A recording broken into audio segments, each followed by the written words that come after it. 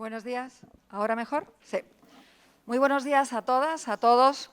Querido embajador, querido subdirector, director general, consejero, querido director, directoras, amigos y amigas. Bienvenidos a la Academia de España en Roma. Para nosotros es un gran honor acogerles aquí, en esta casa, una de las casas de la cultura española. ¿Ahí? Una de las casas de la cultura española en Roma. Somos varios. Uno de ellos, una de las instituciones más querida y con la que más trabajamos, evidentemente es el Instituto Cervantes aquí en Roma. Pero también quiero saludar a las directoras de Institutos Cervantes en el resto del país. Palermo, Nápoles, Milán. Bienvenidas, bienvenidos a todos. Realmente este no es un acto de la Academia como tal, sino del Instituto Cervantes. Quiero felicitar por la iniciativa y como tal, siéntanse bienvenidos, van a estar aquí 2 días. El equipo de la Academia, Cristina y todos mis compañeros, y por supuesto yo misma, estamos a su disposición. Disfruten y aprovechen la magnífica iniciativa de este primer CLEI. Paso la palabra directamente al director del Instituto Cervantes en Roma, Juan Carlos Reche.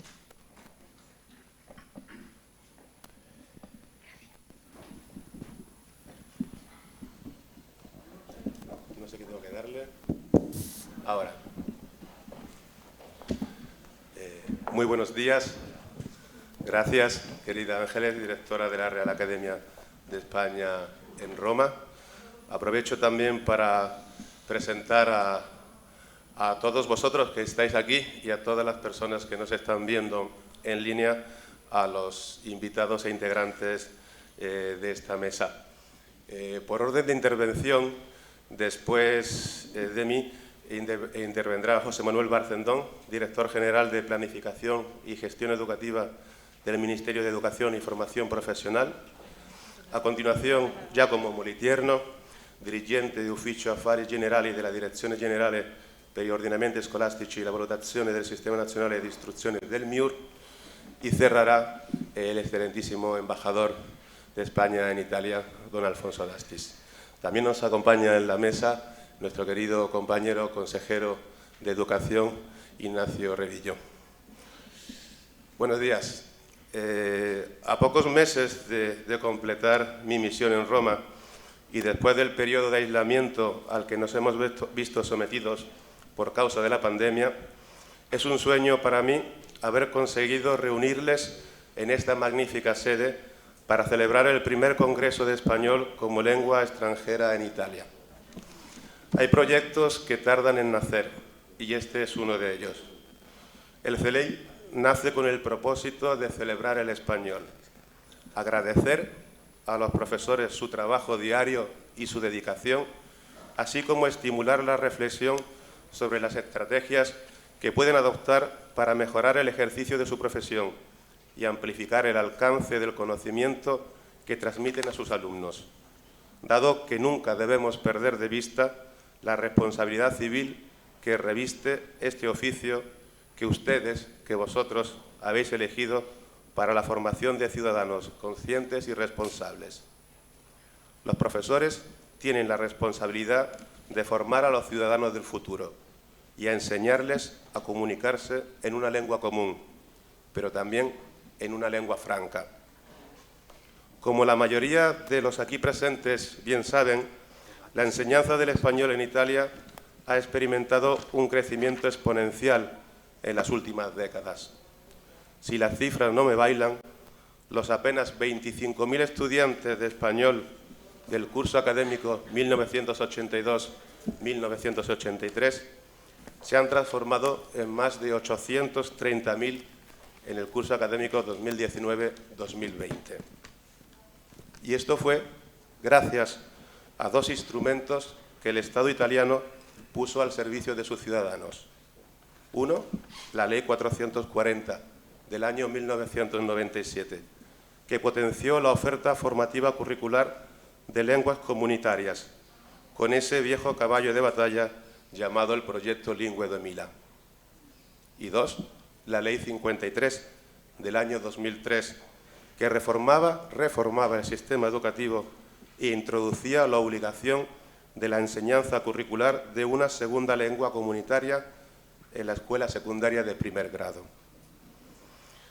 La creciente demanda de formación en español, consecuentemente manifestada por la sociedad italiana, ha conducido a las instituciones educativas españolas en el país a poner en marcha una oferta progresivamente creciente de formación especializada para docentes, así como de encargarse de la certificación oficial de dichas competencias a través del DELE y, más recientemente, del SIELE. Este encuentro, con su doble modalidad de asistencia, en presencia y en línea, aspira a colmar, en la medida de lo posible, la falta de ocasiones de encuentro, debate y reflexión, ofreciendo la posibilidad de compartir conocimiento y opiniones tanto a quienes hoy nos acompañan físicamente como a quienes nos están siguiendo desde toda la geografía italiana. Y no solo, dado que contamos con asistentes conectados desde América, Asia, África y varios países de Europa. A todos ellos quisiera brindar también nuestra más calurosa bienvenida y agradecer su participación. Una de las mayores satisfacciones de mis más de 4 años al frente del Instituto Cervantes de Roma es leer la contraportada de nuestro programa de mano, donde se da fe de la colaboración de hasta 12 entidades que coinciden en un mismo fin: enseñar a enseñar mejor. No me resisto a leerlas. Tenemos la Real Academia de España en Roma, la Consejería de Educación de la Embajada, la Consejería de Cultura, el INTEF, como perteneciente al Ministerio de Educación y Formación Profesional, el SIELE, ASIERI, la Asociación de Investigadores Españoles Residentes en Italia, 2 asociaciones de profesores muy importantes para nosotros, ANILS y LENT, AISPI, la Asociación de Hispanistas Italianos, FEDELE y la Editorial Difusión. No ha sido posible contar con la colaboración de otras 2 grandes entidades con las que compartimos ADN, como es AISI y EILA, pero esperemos que en el segundo CLI sí que nos acompañen. Todas y cada una de estas instituciones han colaborado activamente en las conferencias, financiando algo o poniendo su granito de arena. A todas ellas va mi agradecimiento más sincero. Para concluir, quisiera extender nuevamente mi agradecimiento a nuestra anfitriona, la directora de la Real Academia, a nuestro embajador, que nos honra con su participación, y a los representantes ya citados de sendos ministerios. Por supuesto, también a nuestros conferenciantes, por compartir su experiencia y conocimiento, y a todo el personal de los Institutos Cervantes de Italia y especialmente al de Roma y a su jefa de estudios por conseguir que finalmente estemos aquí reunidos. Muchas gracias por vuestra atención y cedo la palabra a José Manuel Barcendón, el director general de nuestro ministerio.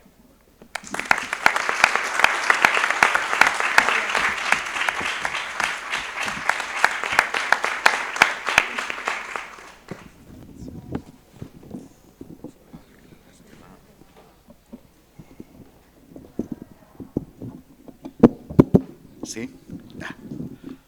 Bueno, pues, señor embajador de España, dottore Molitierno, representante del Ministerio de Educación de Italia, señor director del Instituto Cervantes en Roma, señora directora de la Real Academia de España en Roma, querido consejero, profesores, autoridades, amigos. Me habían pasado unas notas para que les dirigiese estas palabras trufadas de datos, bueno, cargados de optimismo, de fuerza. Pero después de que mi querido consejero me pasease ayer por el Trastevere y después de ver el amanecer tan maravilloso que hemos tenido hoy, esperemos que no se nos estropee el día, pero este día tan mediterráneo, pues no he resistido la tentación de intentar darle a estas, notas cargadas de números que, no obstante, sí que repasaré, pero alguna nota un poco más emocional y con pelín de las historias que uno ha leído o ha visto, porque cuando uno pasea por el Trastevere se le llena a uno la cabeza de historia, de estética, por supuesto, y de emociones. Les diré que hoy acudo a esta magnífica sede en el Gianicolo, se pronuncia así, bien, después de contemplar torres, cúpulas, campaniles de Roma, y de alguna manera me he sentido como aquellos afortunados viajeros del Grand Tour, que era un término que se acuñó en el siglo XVII para denominar al viaje obligado a Italia que los jóvenes de la clase media alta, aristócratas, principalmente ingleses, emprendían como un viaje iniciático, como una etapa educativa antes de la madurez. Y ese viaje, ese Grand Tour, se puso de moda entre los románticos, y aquí estuvieron Goethe, Shelley, John Keats y tantos otros paseando, como hicimos ayer noche, por las calles de Roma. Y ahora, en esta sede que nos acoge, en la Real Academia Española en Roma, alumnos, becados, pensionados, que decían en las academias, continúan dejándose seducir por esta ciudad eterna, probablemente de las más hermosas del mundo. Pero ya mucho antes habían comenzado nuestras estrechas relaciones históricas que han existido entre España e Italia y que nos han dejado un enorme acervo cultural, unas lenguas hermanas de raíz común y un patrimonio artístico y literario que tal vez alguien venido de otro continente, si le cerramos un momentín los ojos, no sabría decir a primera vista por qué país está paseando, por qué país está viajando. Y nuestras transferencias culturales marcaron nuestro mundo mediterráneo, que tuvieron y tienen en el lenguaje, en las palabras, su principal manifestación, porque en definitiva construimos el mundo, construimos nuestra realidad, la realidad que nos rodea a través de las palabras. Y de ahí la importancia del lenguaje, de ahí la importancia de su aprendizaje.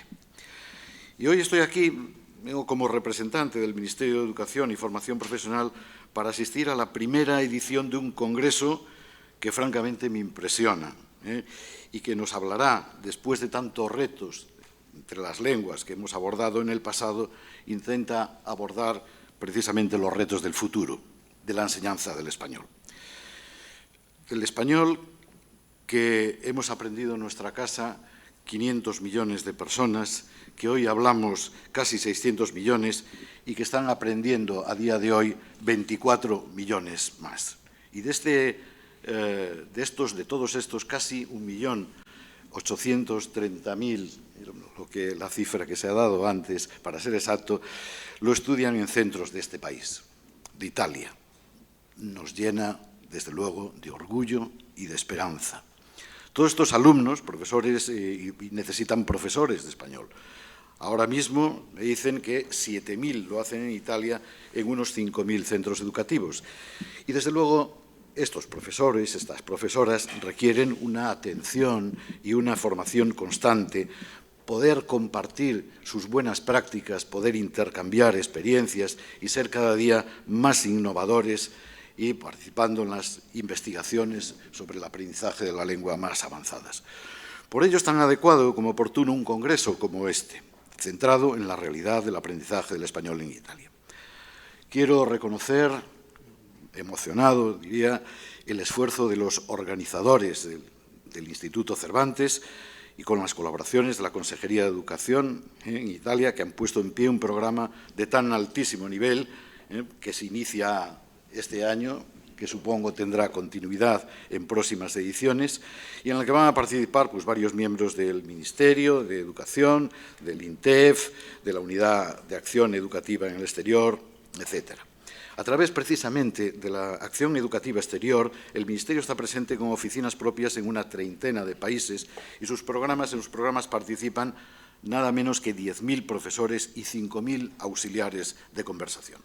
Pero tengo que confesar, lo confieso aquí, lo confesaría también en otros lados, pero lo confieso aquí, que Italia, desde luego, está entre mis favoritos. Y estamos en Italia a través del Liceo Español Cervantes, apenas a unos pocos metros de esta sala, y, y 10 secciones internacionales repartidas por todo el territorio italiano. Algunos de sus 35 profesores, y no sé si alguno de sus 335 alumnos estará hoy presente aquí, les saludo muy efusivamente y les agradezco de todo corazón su participación. He querido dejar para el final, no por ser menos importante ni muchísimo menos, el agradecimiento sincero al Ministerio de Educación de Italia, que ha querido acompañarnos hoy en este acto. Nos sentimos muy honrados. Tenemos ya un largo recorrido de diálogo fluido y colaboración franca entre ambos ministerios y tenemos proyectos y, sobre todo, tenemos voluntad para profundizar y ampliar esta colaboración en el futuro. A ver si lo digo bien y no me tiran ustedes de las orejas. Vi auguro giornate di lavoro fruttuoso in questo congreso. Grazie tante, muchísimas gracias y mucho éxito.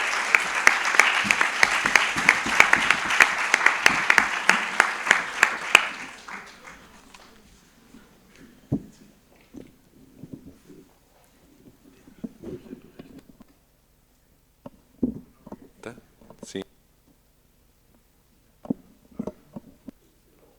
L'altro forse sì. Mi sentite? Sì, ecco. Io non parlerò in spagnolo, parlerò in italiano, quindi spero che vada bene ugualmente. Allora, io ringrazio il consigliere Reviglio per l'invito a inaugurare questo convegno, invito rivolto al direttore Palermo, che per impegni istituzionali molto importanti già presi in precedenza non ha potuto partecipare e ha delegato me come rappresentante della direzione a rappresentare la Direzione Generale per gli Ordinamenti Scolastici in questo convegno. Sicuramente questo convegno non è semplicemente l'occasione per celebrare la diffusione della lingua spagnola nelle nostre istituzioni scolastiche, quindi nell'istruzione italiana, ma si inserisce sicuramente in un contesto molto più ampio di iniziative che rafforzano la cooperazione culturale che già da anni c'è tra Italia e Spagna, quindi rapporti ottimi che ci sono tra Italia e Spagna, che hanno dato poi vita a numerose iniziative, hanno portato numerosi frutti sia nel settore dell'istruzione italiana che in quello spagnolo. Per quanto riguarda la diffusione comunque della lingua spagnola in Italia, in tutti i cicli di istruzione c'è sempre di più un crescente interesse da parte dei nostri studenti verso lo studio della lingua. Nel primo ciclo di istruzione, nelle indicazioni nazionali per il curriculum del primo ciclo, che risalgono al 2012, l'apprendimento ovviamente della lingua inglese rappresenta lingua obbligatoria per gli studenti, e poi c'è l'opzione per una seconda lingua comunitaria, e pensate che oltre 15.000 studenti scelgono di studiare lo spagnolo come seconda lingua comunitaria. In generale, in più di 5.000 istituti scolastici gli studenti italiani chiedono di studiare lo spagnolo, e non solo nel primo ciclo di istruzione, come dicevo precedentemente, ma anche nel secondo ciclo di istruzione, quindi nei licei, negli istituti tecnici e professionali, c'è sempre di più un crescente interesse da parte degli studenti per la lingua spagnola. E ovviamente noi speriamo di portare avanti nuove iniziative con il governo spagnolo, ma corre l'obbligo sicuramente di menzionare almeno 3 delle iniziative più significative che la mia direzione porta avanti. Innanzitutto le sezioni internazionali, quindi ci sono attualmente in Italia 10 sezioni internazionali, c'è un'11ª sezione sperimentale a Potenza. Parlando sempre di numeri, attualmente ci sono circa 2.200 studenti che sono iscritti alle sezioni internazionali. Un'altra iniziativa fondamentale è sicuramente poi la metodologia CLIL, che rappresenta un'occasione in cui la lingua diventa uno strumento, un veicolo per uno strumento per veicolare l'insegnamento di una disciplina non linguistica, quindi è sicuramente importantissimo anche il collegamento tra lo spagnolo e la metodologia CLIL, e lo scambio degli assistenti di lingua, il programma degli assistenti di lingua, quindi italiani in Spagna e spagnoli in Italia, un programma anche questo che comunque affonda le proprie radici moltissimi anni fa, quindi è un programma che va avanti da anni e che speriamo di rafforzare sempre di più, speriamo comunque di portare sempre più assistenti italiani in Spagna e viceversa. E quindi, come vi dicevo, queste iniziative che noi speriamo di rafforzare, di sviluppare, di intensificare, ovviamente si affiancheranno ad altre iniziative che speriamo comunque di far nascere, di far crescere, di portare avanti, perché i rapporti con il governo spagnolo sono ottimi. Quindi ricordavo il protocollo del 1955 ratificato nel 1956, quindi sono molti anni che comunque c'è una cooperazione culturale forte tra i due governi, il memorandum d'intesa del 2010, grazie al quale, come dicevo, sono nate le famose sezioni internazionali. E quindi io credo che lo studio della lingua, non solo spagnola, ma in generale di qualsiasi lingua straniera, in realtà non debba costituire un obiettivo fino a se stesso, ma debba costituire una meta verso traguardi molto più ambiziosi, quindi per una società aperta sempre di più verso l'altro, verso la differenza, verso le altre culture, quindi l'accoglimento proprio delle altre culture.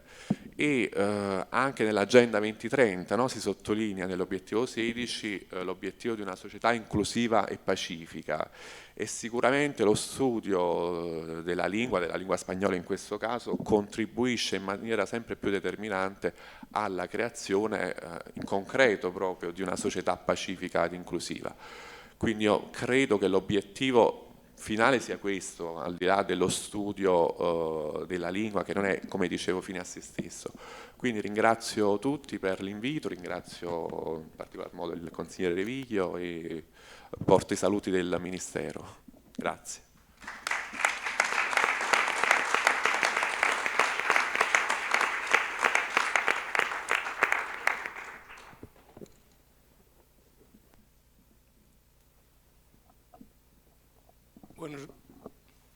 Buenos días. Buenos días. Gracias, en primer lugar, a nuestra anfitriona Ángeles Albert, la directora de la Academia. Quisiera también, naturalmente, saludar y agradecer su presencia a las autoridades españolas e italianas que comparten esta primera sesión del Congreso, y naturalmente saludar a todos ustedes, bueno, quizás debería decir todas ustedes, dado la abrumador mayoría de mujeres en la sala, al contrario de lo que ocurre en esta mesa. Debo decir que en su momento hubo una instrucción del Ministerio de Asuntos Exteriores, no sé si que nos prohibía o al menos desaconsejaba participar en seminarios en los que los ponentes fueran todos masculinos. Digamos que salvaremos esa objeción, incluyendo naturalmente a la directora entre los que hemos tomado la palabra, y además veo que en el programa también se corrige esa exclusividad. En todo caso, para mí es un placer y un honor acompañarles hoy en la inauguración de esta primera edición del Congreso de Español como Lengua Extranjera en Italia. Esta intervención me brinda una ocasión excepcional de agradecerles su dedicación y su encomiable labor de difusión de nuestra lengua y de nuestra cultura en el país que nos acoge. La importancia de la lengua española es actualmente innegable. El español es una lengua que hoy hablan en el mundo más de 591 millones de personas, ya sea como lengua nativa, segunda o extranjera, 6 millones más que el año pasado y 96 millones más que en 2012. un 20% de incremento.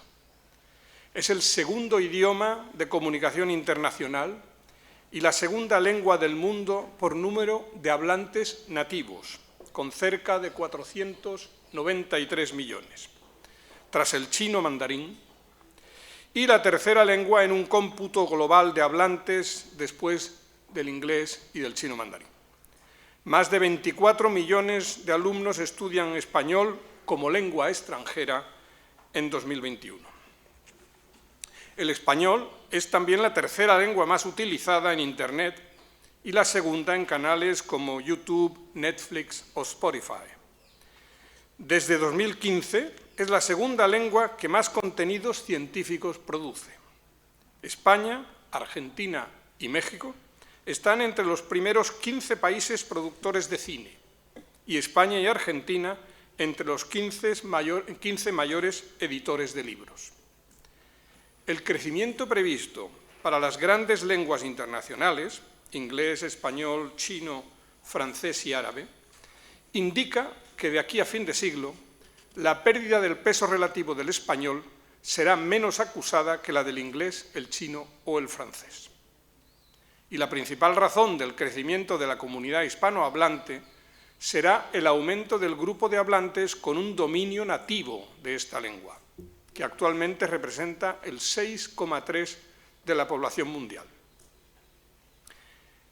Es decir, el español se usa y se irá usando cada vez más como lengua franca para la comunicación no solo general, sino también entre profesionales de todos los sectores. Como sugiere el director del Instituto Cervantes, Luis García Montero, en el texto introductorio del recientemente publicado Anuario 2021 del Instituto Cervantes, titulado El español, una memoria con futuro, necesitamos apostar por estrategias que consoliden el español como una lengua de comunicación, cultura y conocimiento. Y para eso es fundamental hacer de nuestro idioma una lengua de ciencia y tecnología. Precisamente este congreso, que hoy nos reúne en este espléndido baluarte de la presencia cultural española en la ciudad, está dedicado a los nuevos retos que se plantea la enseñanza del español en Italia. Se hablará de innovación y creatividad, herramientas y técnicas en entornos virtuales, competencia digital, emoción y tecnología. Estoy convencido de que los contenidos que les transmitirá el prestigioso grupo de ponentes que les acompañará durante estas 2 intensas jornadas les sugerirán estrategias y elementos de reflexión para afrontar la rápida evolución que, como todos los ámbitos de nuestra existencia, está experimentando el ejercicio de la docencia en lenguas extranjeras. Antes de concluir, quisiera recordar que el español es una lengua profundamente inclusiva, como hemos podido escuchar. Aunque en Italia constituye su gran público potencial, gracias a la importancia que el Ministerio de Educación italiano ha conferido en sus currículos a la enseñanza de una segunda lengua comunitaria, la enseñanza del español no se dirige exclusivamente al ámbito de la enseñanza reglada, sino que acoge y da la bienvenida a personas de cualquier edad y perfil que se interesen por nuestra lengua y por la variedad de las culturas en español. Quisiera asimismo transmitir mi satisfacción por el trabajo conjunto llevado a cabo por las instituciones españolas dedicadas a la lengua. El Instituto Cervantes, aquí representado por sus 4 directores, 3 directoras y 1 director. El Ministerio de Educación, representado en esta ocasión por el director general Barcendón, y establemente en Italia por el consejero Ignacio Revillo, y por las restantes instituciones y empresas ya enumeradas por el director de la sede romana del Cervantes. Por último, permítanme reiterar mi agradecimiento particular no solo a las instituciones que han hecho posible que estemos hoy aquí, sino a los profesores, verdadero germen de todo esto, portadores de la marca España. Gracias y buen laboro.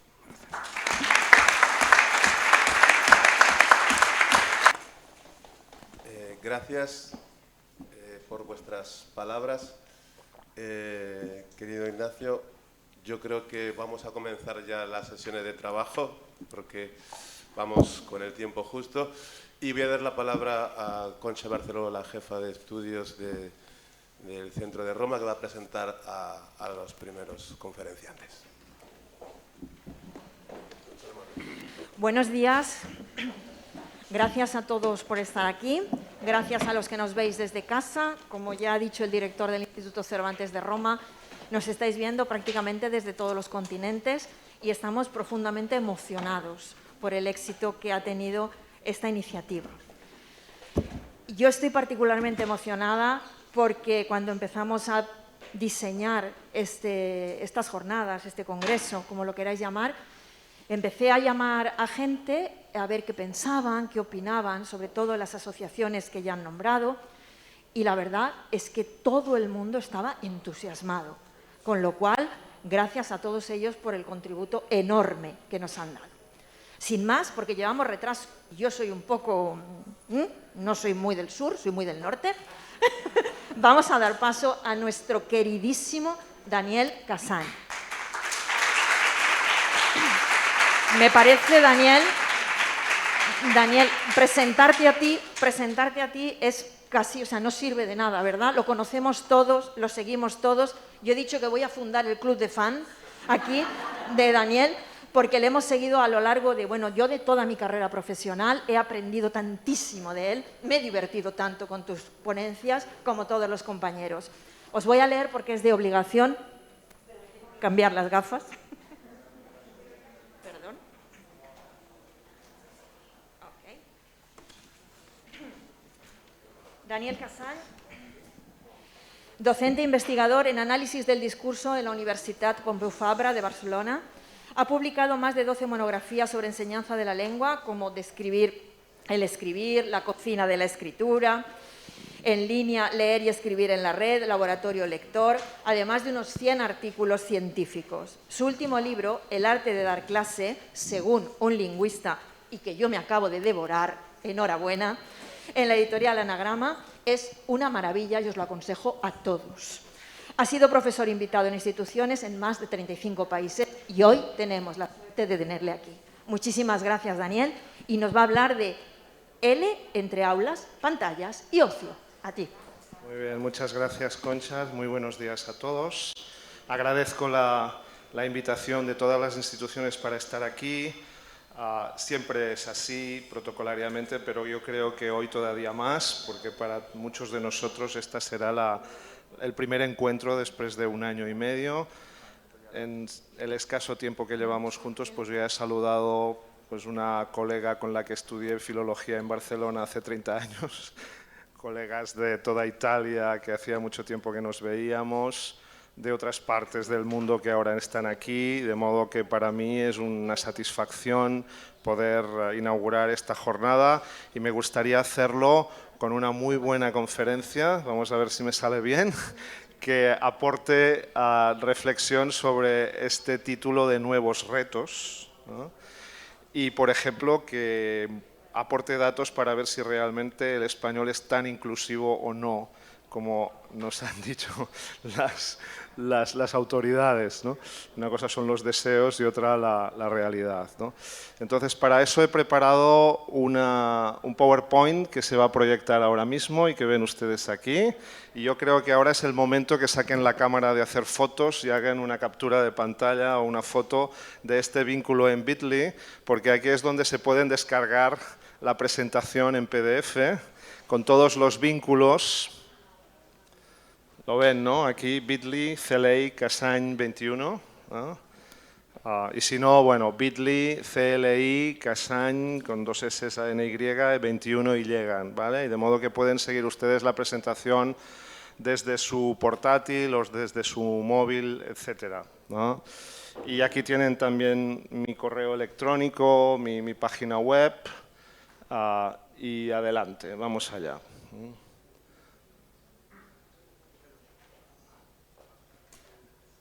No. No funciona. Ay. No funciona. Vamos a ver. Claro, síndrome demo, cuando has probado 3 veces las cosas, en el momento exacto falla, no pasa nada. He preparado una conferencia sobre investigación, de modo que para mostrar los nuevos retos voy a presentar 4 investigaciones que están en curso o se han publicado en los últimos 2 años, con 2 objetivos: mostrar cuáles son los temas de investigación en este momento en la enseñanza del español como lengua extranjera, cómo estas investigaciones aportan avances interesantes en la docencia, y por otro lado también quiero mostrar otra cosa, que es cómo, siendo profesores, podemos fomentar la investigación ayudando a jóvenes interesados en este campo a hacer sus trabajos. Por lo que los 4 trabajos que voy a presentar son trabajos que yo he realizado como último coautor, que yo he dirigido, pero que han realizado estudiantes míos de maestría, de formación de profesorado de enseñanza de español como lengua extranjera o incluso de alguna asignatura. No sé si ya podemos... ¿No? Bueno, pues sigo. No pasa nada, uno ya está acostumbrado. Entonces, el primer trabajo es sobre análisis de libros de texto. Y entonces os voy a presentar una investigación que está publicada en el Journal of Spanish Language Teaching de Routledge, en la que una estudiante mía, hace 1 año y medio, analizó los 5 libros de texto A1, B1, que en su opinión, desde Barcelona, donde trabajaba, eran los más usados, ¿no? Y los analizó desde un punto de vista de análisis crítico del discurso para ver si realmente eran inclusivos, en el sentido que incluían en la misma proporción y con los mismos roles a hombres y mujeres, si representaban, por ejemplo, todas las clases sociales, si incluían, por ejemplo, personas LGTBI+, estructuras familiares no tradicionales, minusvalías, divergencia cognitiva, etcétera, etcétera. O sea, si realmente los libros de texto de español como lengua extranjera reflejan la comunidad actual, la comunidad actual de... Bueno, ¿lo manejas tú desde allá? Vale, de acuerdo. Pues este es el primero. Vamos atrás, por favor. Aquí, al siguiente. Gracias. Entonces, el primero es este de Elena Morales Vidal, que ven ustedes. Está el vínculo activo, de modo que pueden acceder directamente al texto.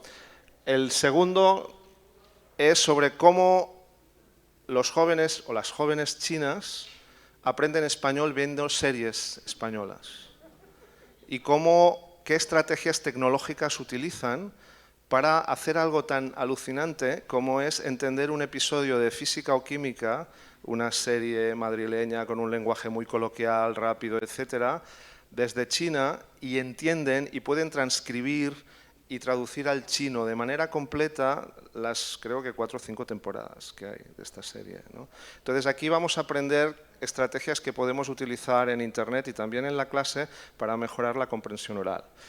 En tercer lugar, os voy a hablar de cómo la gente aprende español bailando salsa,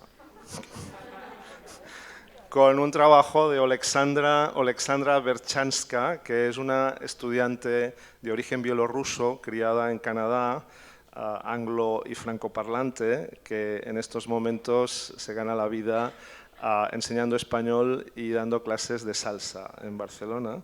Entonces ella ha hecho un trabajo muy divertido, viendo cómo personas nativas de Suecia, del Canadá, de Francia, de Rumanía, en un momento determinado tienen un flash viendo a alguien bailando salsa y decían, yo quiero bailar salsa. Y entonces a partir de aquí empiezan un proceso que acaba convirtiéndolos en hablantes hispanos. No necesariamente del español de aquí, sino de la variedad del español que se utiliza en la salsa, que es la caleña o la caribeña. Tiene también muchas particularidades. Y en tercer lugar, vamos a ver un trabajo en curso sobre Clubhouse. No sé si conocéis Clubhouse. Clubhouse es la última red social, es una red social de oralidad solo. En principio fue solo de Apple, de los usuarios de iPhone, pero ahora ya se ha abierto, ¿no? Entonces, si entráis en Clubhouse encontraréis todo un mundo de español, como de cualquier otro idioma, y entonces allí vamos a ver cómo la gente aprende español participando en una red social como es Clubhouse, que es muy parecida a una radio, para simplificar. Entonces podréis ver cómo un profesor explica el subjuntivo hablando solo. Bueno, vamos allá. Aquí tenéis el primer texto, que es el del mundo según los libros de texto, análisis crítico del discurso aplicado a materiales de español como lengua extranjera. Las preguntas ya las he formulado, ¿no? Realmente los libros de texto reflejan la comunidad española. La comunidad española ha cambiado mucho en los últimos años, ¿no?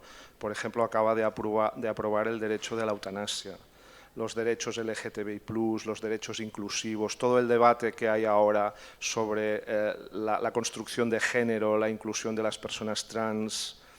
¿Qué ocurre cuando enseñas español en el mundo eslavo? ¿Qué haces con todo esto, que es cultura española y que no necesariamente recibe la misma recepción en estos países? ¿Lo callas para evitar problemas? De modo que entiendes que el español legítimamente es una lengua franca y un instrumento de comunicación y un instrumento de negocio, legítimamente, o asumes un compromiso más interesante de avances hacia una sociedad más igualitaria e incluyes estos contenidos. Esta es una pregunta relevante, que intentaremos analizar un poco más. Estos son los libros de texto que Elena analizó.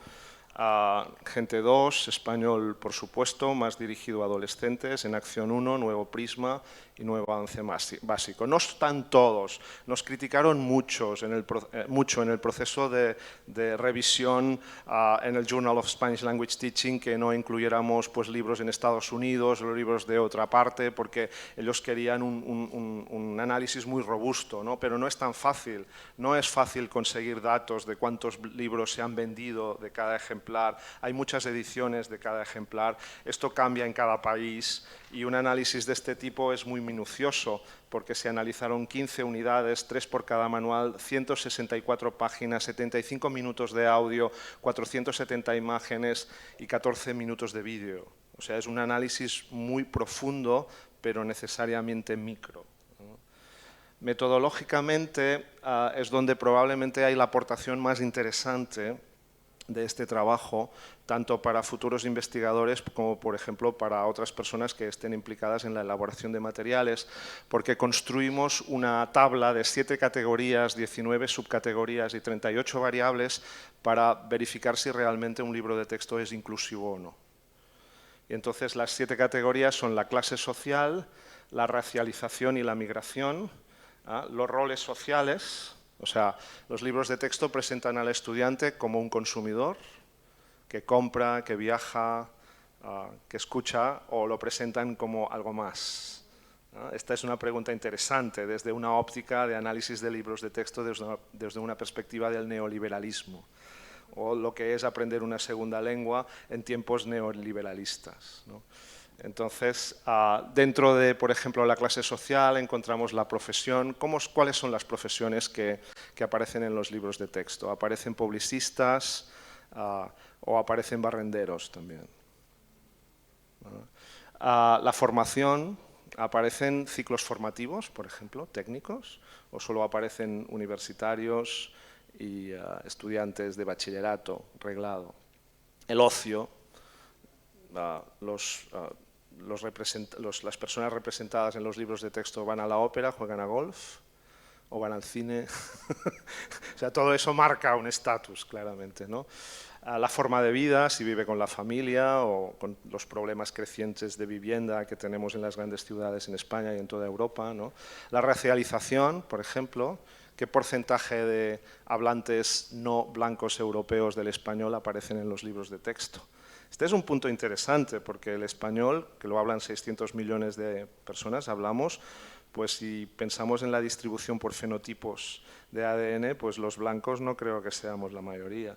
Y en cambio tú miras los libros de textos y el prototipo de hablante del español es claramente europeo, ¿no? Lo cual no es muy inclusivo, ¿no? Tendríamos después los roles sociales que ya he comentado. Las prácticas culturales, por ejemplo, aquí tenemos un tema más estudiado, ¿no? Que es qué se representa de la cultura española, la cultura en mayúscula, la cultura en minúscula, la cultura con K, ¿no?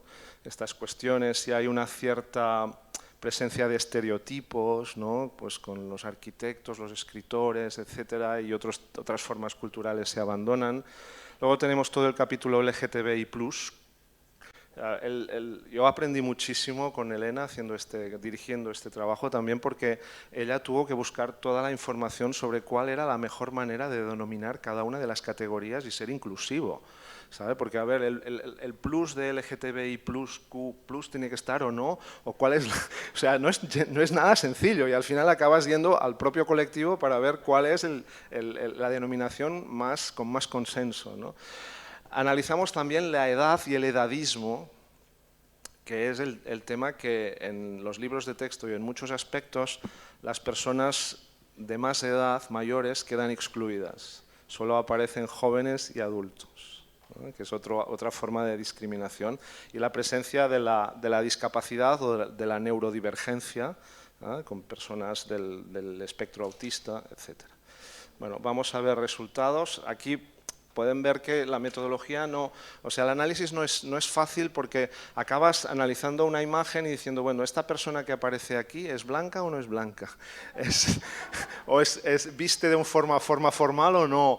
¿La podemos clasificar como está haciendo una práctica socialmente pues de clase alta o no? Entonces, claro, es un dibujo, o sea, es un dibujo que no necesariamente es realista, ¿no? Entonces no es tan sencillo, de modo que los datos evidentemente están sujetos a subjetividad, ¿no? Pero aquí ven ustedes, o veis vosotros, un poco los resultados, que los podéis consultar y leer, ¿no? O sea, en la profesión aparecen básicamente profesiones cualificadas, excepto en Gente y Prisma. O sea, el artículo detalla exactamente con cada material, ¿no? Predominan las posiciones de poder frente a las posiciones subordinadas, o sea, hay claramente un sesgo de clase dominante. ¿Ah? Las profesiones tradicionalmente masculinas desempeñadas por hombres y mujeres, y profesiones tradicionalmente femeninas desempeñadas por mujeres, de modo que sí que hay una mayor presencia de mujeres. Predomina el sector terciario, no hay nada de agricultura, de industria, por ejemplo. En la formación predomina la formación reglada, estudios obligatorios y superiores, predomina el ocio asequible y gratuito, los viajes costosos, viajes transcontinentales, por ejemplo, deportes asequibles, puede estar el sesgo de visitar, claro, si el libro está enfocado a estudiantes españoles o europeos, pues a los viajes a América, a otras comunidades hispanohablantes. Predomina, es claramente un reflejo del mundo urbano y del centro de la ciudad, no de los suburbios, ¿no? Los sujetos que aparecen suelen tener independencia habitacional. Fijaos en el concepto. El aspecto personal predomina la indumentaria informal y hay presencia de indumentaria de trabajo, ¿no? Cuanto a la racialización, la población racializada representa la media de un 20%. La mayoría de personas racializadas no son europeas, en lo cual también se ofrece una visión un poco, claro, aquí viven muchas personas que no tienen el fenotipo europeo también, ¿no? Y también forman parte de nuestra cultura. La mayoría son personas blancas europeas, escasa representación de personas migrantes, de refugiados, eso no hay nada de toda esta parte, ¿no? Predominio de una clase social acomodada, predomina el rol de consumidor o cliente, ¿no? Hay una ausencia del rol de trabajador, de clase obrera, y hay mucho rol de viajero y de turista, lo cual también nos enfoca una dinámica muy neoliberal del consumismo, ¿no? En las prácticas culturales hay un predominio muy claro de aspectos de España versus Hispanoamérica. Predominan los tópicos culturales, los estereotipos, y no hay nada de religión. Es un aspecto también silenciado, callado, pese a que bueno, podríamos discutir, no lo vamos a hacer, sigue siendo una sociedad tradicionalmente católica, ¿no? En cuanto a los resultados pues, de las otras categorías, podéis ver, no hay una representación equitativa de hombres y mujeres, no hay identidades de otro tipo de género, hay una representación muy normativa de la masculinidad y de la feminidad, hay ausencia de orientaciones sexoafectivas no heterosexuales, ¿no? Y predominan las familias heteroparentales, más convencionales, ¿no? Predominan jóvenes y adultos, no hay ancianos, ¿no? Pese a que vivimos en una comunidad claramente envejecida, con una tasa de natalidad de las más bajas del mundo, y hay ausencia de población no activa. Y en la discapacidad hay escasa representación de neurodivergencia y de discapacidad con alguna excepción. Algunos comentarios sobre un aspecto solo, predomina la clase media alta, no hay clase trabajadora, el estilo de vida es cómodo, falta una sílaba, no es desahogado, con ausencia de limitaciones económicas. Hay una representación muy positiva de la vida en las ciudades, lo rural se ve como un lugar vacacional, no para vivir. En la esfera social privilegiada predominan los hombres y la feminización está más empobrecida. Hay casos de zero drug, que son conceptos recientes del análisis crítico neoliberalista. Zero drug es esta situación de el trabajo es lo más importante, si me ofrecen un trabajo lo dejo todo, la familia, el lugar donde vivo, las tradiciones, y me voy allí porque el trabajo es súper importante, ¿no? En contra de otros aspectos y de una decisión de cómo quieres vivir tu vida, ¿no? Es claramente un encumbramiento del trabajo, ¿no? Y también la pobreza glamurizada, que es esta idea de decir, sí, eres pobre, pero bueno, cool, ¿no? Como por ejemplo un anuncio, he renunciado a poner ejemplos porque ya, pero un anuncio en el que, pues en un libro de texto muy usado, aparece una canguro hispana. Hazte canguro, ¿no? Porque así pues, puedes enseñar español y es un trabajo que, claro, no deja de ser un trabajo en el que esconde un doble trabajo de profesor y de canguro precarizado, ¿no? Esto es pobreza cool, ¿no? Pero bueno, el resultado es que el mundo reflejado en los libros de texto es urbano, contemporáneo y rico, con una mayoría de ciudadanos blancos, jóvenes y adultos, de edad laboral y acomodados.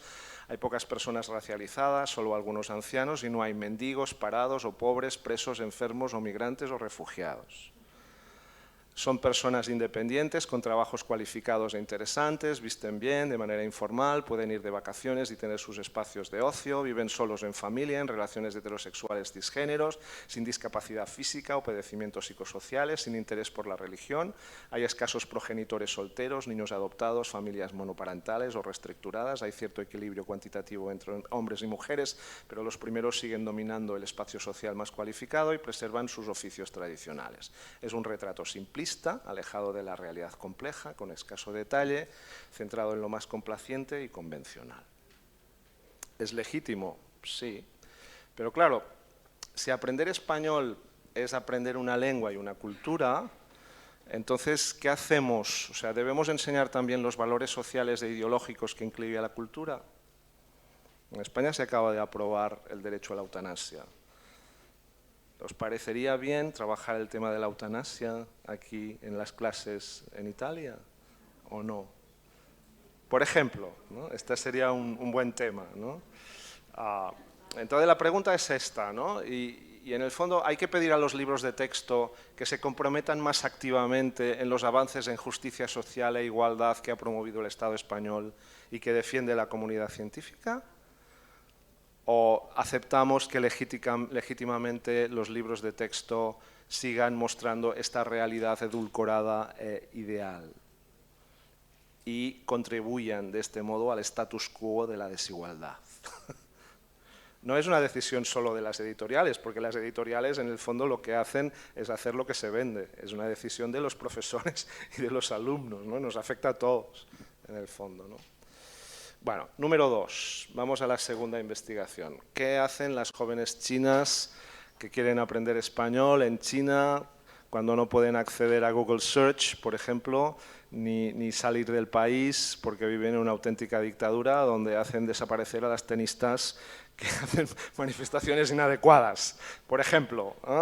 Entonces tenéis el trabajo de Leticia Tianzang, que es una estudiante de doctorado que ahora ya está de regreso en la Universidad de Lenguas Extranjeras en Beijing, que estuvo trabajando con nosotros en Barcelona, en mi universidad, haciendo un doctorado muy divertido sobre fansubers chinas entendiendo series hispanas. ¿Sabéis lo que es un fansuber? Es un fan, de fanático, de friki, que subtitula.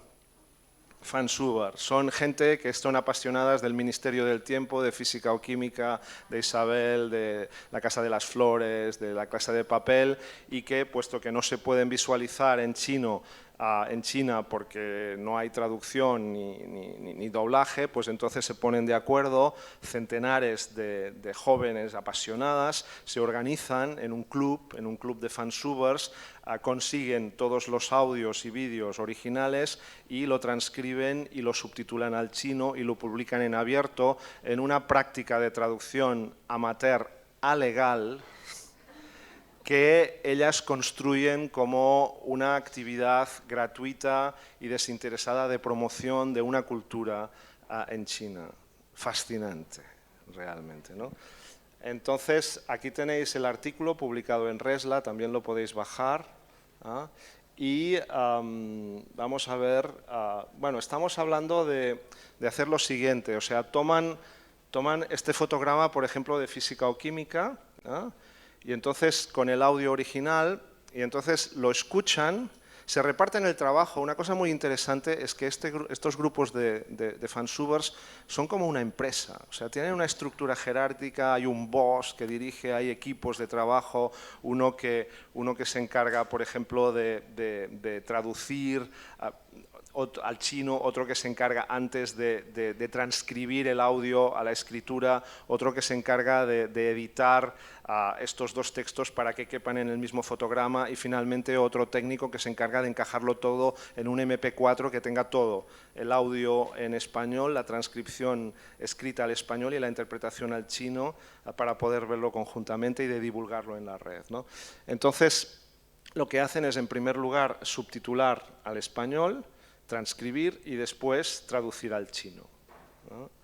Entonces, mi pregunta es, ¿cómo una persona con un nivel muy bajo de español, que no ha salido de China, con una tradición de enseñanza absolutamente tradicional que tienen en China, basada en la memorización de reglas y el aprendizaje de la gramática, cómo puede hacer una cosa tan compleja como entender una serie tan coloquial como Física o Química, por ejemplo? O sea, imaginaos que estáis intentando entender una serie china y estáis aquí, estáis allí escuchando con una A1 en chino, o sea, es impresionante, ¿no? Entonces, ¿qué es lo que hacen? Vamos a ver qué estrategias utilizan, ¿no? Este artículo habla de la estructura, de lo que no vamos a hablar ahora. Y entonces, estamos hablando de una cosa que cada vez es más importante y que merece más investigaciones, que es la comprensión oral audiovisual. O sea, es comprensión oral porque estás escuchando series, estás escuchando La Casa de Papel, La Casa de las Flores, lo que quieras, pero no es un oral auténtico, no es una comprensión oral convencional porque es grabado, es actuado, lo puedes escuchar muchas veces, puedes utilizar subtítulos, puedes afiliarte a una comunidad de fans de La Casa de Papel y preguntar a otra persona algo que no has entendido, tienes ayuda, es una actividad social. Entonces es algo cada vez más importante para jóvenes y adultos que merece atención, porque es específica, no es solo comprensión general, ¿no? Entonces vamos a ver las estrategias que utilizan. Primera estrategia que utilizan estas fansubers chinas para intentar hacer algo tan impresionante como transcribir a escrito un oral de un capítulo de Física o Química o de cualquier otra serie. Lo primero que hacen es reducir la velocidad de elocución del habla. Se van a YouTube, configuración, velocidad, y en vez de poner 1 ponen 0,7 o 0,5, con lo cual los actores hablan más despacio. Y si no queda muy destruido el audio, porque claro, si lo bajas mucho, según el hablante se pierde, pues pueden entender mejor lo que están diciendo. Esta es una primera estrategia muy importante. Segunda estrategia, utilizar subtítulos y traducciones. Por ejemplo, para Física o Química descubrieron que había varias temporadas subtituladas al portugués, porque en Portugal no hay doblaje. Y entonces, por la proximidad con Madrid, probablemente se visualizó esta serie y la subtitularon en el portugués. Entonces las fansubers chinas lo descubrieron y rápidamente utilizaron esta versión de una tercera lengua que no conocen, porque no saben portugués, pero que está escrita y les permite acceder a muchos recursos escritos a través de los cuales pueden llegar al español, ¿no? Esto es un ejemplo de translingüismo. Es un ejemplo de utilizar una tercera lengua que tampoco conoces, pero para aprender la que realmente te importa, que es el español en este caso, ¿no? Entonces, este es otro ejemplo interesante de lo que ocurre en la red con los jóvenes, que ellos utilizan todo su capital lingüístico, todo su caudal lingüístico en todas las lenguas para poder conseguir lo que quieren hacer en cada momento. Entonces, en este momento les interesa el español y pueden utilizar el portugués, pues no pasa nada. Yo me pongo a aprender algo de portugués para poder entender esto, ¿no? La tercera estrategia que utilizan es la autocompleción de Google o de WordPerfect. Google no lo pueden hacer con un proxy, con un bypass, pero es legal en China, entonces se pueden exponer a problemas. Entonces muchos utilizan WordReference, que es el mayor diccionario en línea prolingüe, y lo que hacen es utilizar este menú que cuando tú escribes una palabra en el buscador, se abre una ventana debajo y te aparecen las opciones que acaban la expresión que tú estás escribiendo, de modo que si no sabes cómo se escribe Dostoyevsky, pues te aparece correcto, solo tienes que poner D, O y ya te aparece la opción, ¿no? Pues ellas lo que hacen es identificar si han entendido, por ejemplo, Cotú, y no han entendido nada más del audio a velocidad relajada, se van a WordReference, escriben Cotú, cotubre, y entonces ven que ponen octubre y costumbre. Y dice, a ver, octubre no, por el contexto no encaja, pero costumbre sí, la palabra es costumbre. Entonces regresan al audio, vuelven a escuchar y siguen con la siguiente palabra. Increíble, increíble.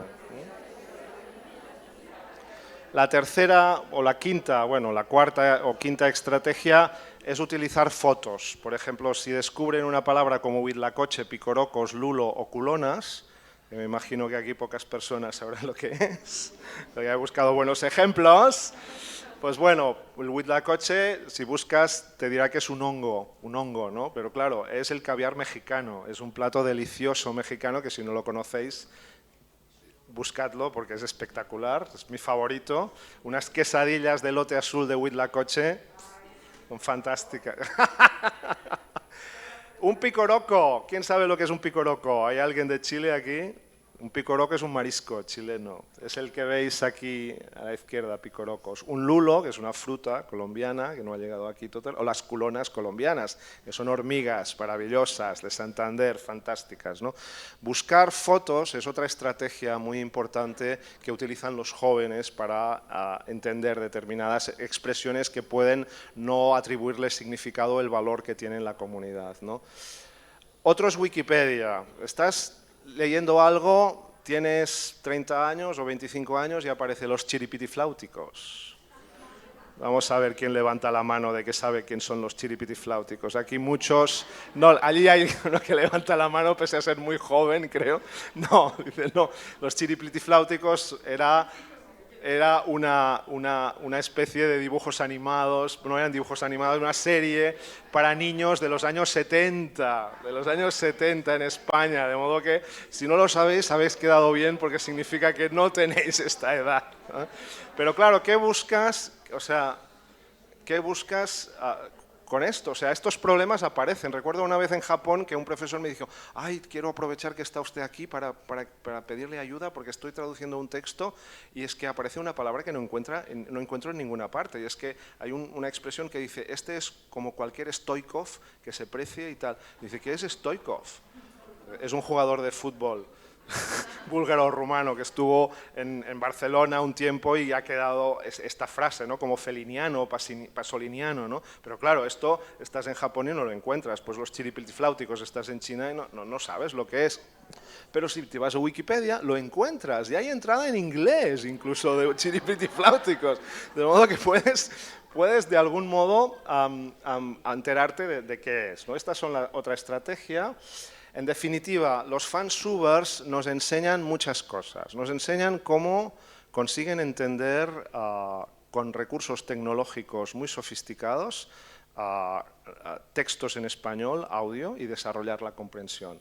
Podemos importar estas estrategias para trabajarlas en las clases, en los libros de texto, e incluso podemos formar a nuestros alumnos para que sean mejores audiencias de Netflix utilizando estas estrategias. Y este es un buen ejemplo del tipo de orientación de investigación que se puede hacer, que es explorar lo que hacen los jóvenes en su vida privada para ver qué cosas podemos aportar al aula, y de este modo la distancia entre lo que ocurre en el aula y lo que ocurre en la calle es más corta y la clase es más interesante para ellos, ¿no? Bueno, vamos rápidamente al otro. Vamos a ver a Alexandra bailando salsa, ¿de acuerdo? Aquí la tenéis. Aquí falta el audio, o sea, imaginaros un audio absolutamente rabioso, con mucho viento. Aquí lo veis en una sesión de demo. Ella es la autora del trabajo, con su partner bailando salsa, ¿no? Lo podéis encontrar en Instagram, si la buscáis. Ahora se ha roto la nariz, me dijo hace poco por WhatsApp, bailando, y está un poco pendiente de... Bueno, vamos allá. Entonces, los objetivos de este trabajo, ella sencillamente hablaba español porque empezó a bailar salsa, y entonces conocía a mucha gente que había seguido el mismo recorrido, y al hacer el máster de formación de profesorado de español como lengua extranjera en Barcelona, pues me propuso que le gustaría hacer un TFM sobre esto, sabiendo que a mí este tipo de cosas me gustan mucho, porque abren fronteras y exploran temas irrelevantes. Y aquí hay un nicho muy importante del que no hay nada, sobre cómo la gente en el mundo aprende español bailando flamenco, escuchando tango o bailando salsa. Y no hay nada. Hay alguna propuesta didáctica, pero investigación seria no hay nada, ¿no? Porque la gente no aprende solo español como lengua franca, sino que le interesan determinados aspectos de la cultura española que claramente están desaprovechados, diría, por nosotros. Así que a veces en algún lugar muy remoto descubres que algún profesor muy aficionado a la tauromaquia pues ha montado algunas sesiones de tauromaquia con sus alumnos chinos o japoneses fuera de las sesiones, y tú dices, bueno, es que la cultura española, y te digo, bueno, digo, mira, si ellos vienen y les gusta, pues adelante, ¿no? Pero, en fin, en cualquier caso, ella quería identificar y describir las prácticas socioculturales vinculadas con el ámbito salsero, lo explica ella, con la salsa, determinar el rol que representa el español, y conocer las principales motivaciones para incluir estas prácticas en la vida diaria y para desarrollar la comprensión y la expresión en español. Identificar los recursos que se utilizan, la música, las letras, los cantantes, los webs, los recursos, y explorar el papel que juegan las redes sociales. Aquí tenéis a una de las informantes, que es Helen, bailando en Cuba con músicos locales, ¿no? Es material del mismo. Aquí tenéis el corpus de análisis, tenéis Cindy, Helen, Ana, Jimmy y Gabriel, ¿no? Son nombres falsos. Cindy es, no pone aquí de dónde es, creo que es canadiense, o no, vive en Barcelona ahora, pero es de origen canadiense. Helen es de Montreal, Ana de Toronto, Jimmy es sueco, ahora vive en Barcelona, y Gabriel es rumano. O sea, buscamos a personas que venían de otras culturas, de otras lenguas, y que en este momento pues ya hablaban muy bien español y desarrollaban mucha actividad dentro del mundo de la salsa. Aquí tenemos la trayectoria, básicamente, que siguen estas personas. Primero hay una epifanía. O sea, hay una eureka, ¿no? O sea, hay un shock, ¿no? Te lo cuentan de distintas maneras, ¿no? Es que yo un día fui a una discoteca, me llevó un amigo latino, entonces vi cómo bailaban y yo me quedé flipado. Yo quiero bailar como ellos, ¿no? Otro dice, no, es que mi papá se casó otra vez, entonces la esposa es cubana, entonces fuimos a Cuba, entonces yo me quedé alucinado allí, cómo baila esta gente, ¿no? Entonces hay relatos distintos, pero la historia es la misma, ¿no? O sea, hay una epifanía en un momento determinado, y eso inicia un proceso que es, pues, empezar a tomar clases de salsa. Yo quiero bailar, yo quiero hacerlo bien cuando salga con esta gente, no hacer el ridículo, quiero bailar bien, ¿no? Entonces, pero eso no ocurre en español, eso puede ocurrir en Montreal en francés, o en Estocolmo en inglés. O sea, la música siempre es cantada y es en español, pero el profesor puede utilizar otra lengua. De hecho, muchos de los maestros de salsa que hay en el mundo y que se exponen en Internet utilizan el inglés como lengua franca, pero luego hay mucha penetración del español porque tienen muchos seguidores hispanos, ¿no? Después viene la parte de profundización en la que, claro, descubren que para bailar bien tienes que entender las letras, tienen que entender lo que significan. Las letras utilizan un español coloquial del Caribe, de Cali, en Colombia, entonces eso te lleva a todo un universo muy, muy particular con terminología especializada. Eso se consolida con conexión con la cultura, estancias en centros. Por ejemplo, varias personas decían que por sus estudios tenían que buscar un lugar para hacer una estancia de 3 meses y elegían un lugar donde hubiera escuelas de salsa, para poder aprovechar la estancia, para poder hacer también más aprendizaje, ¿no? Hacen amistades, muchos acaban desarrollando pues una relación con personas hispanohablantes, siguen demos en la red, participan en eventos, en congresos, se afilian a clubs, hasta que llega un punto, casi todos los informantes, que se semiprofesionalizan como profesores de español, como profesores de salsa, perdón, y entienden, pese a estar dando clases en otra parte, que tener conocimientos de español les da una identidad mejor para ser buenos profesores de baile, ¿vale? Aquí veis a Cindy, por ejemplo, en uno de sus primeros bailes.